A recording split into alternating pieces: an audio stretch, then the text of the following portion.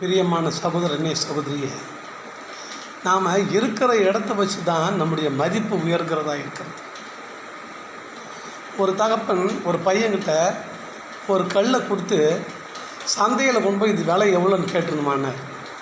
சந்தையில் 100 ரூபாய் சொன்னாங்க.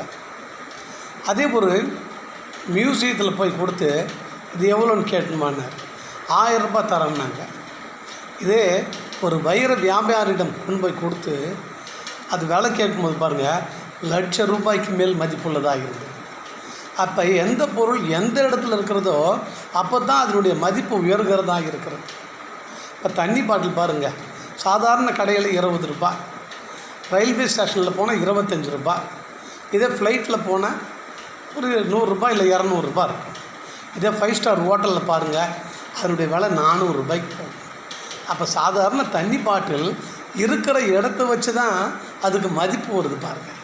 அதுபோல் தான் நீ யாரோடு இருக்கிற, நீ கடவுளோடு இருக்கிறன்னா உன்னுடைய மதிப்பு கூடும். மனிதரோடு இருக்கிறன்னா மனிதன் ஓரளவு தான் செய்ய முடியும்.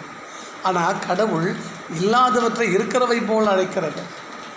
லாசர்கிட்ட ஜீவன் இல்லை, லாசர் இறந்து 4 நாள் ஆயிடுச்சு.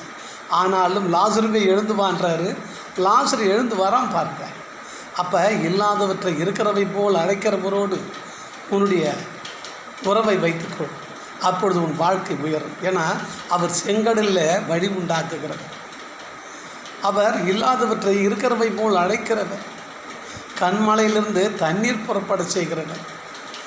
ஆமாங்க, மாறாவின் தண்ணீரை மதுரமாய் மாற்றினவர் உன் வாழ்க்கையை மாற்றுவார். உன்னுடைய உறவை அவரோடு வைத்துக்கொள், கர்த்தர் உன்னை நடத்துவார். God bless you. இந்த நாள் இனிய நாளாய் அமையட்டும்.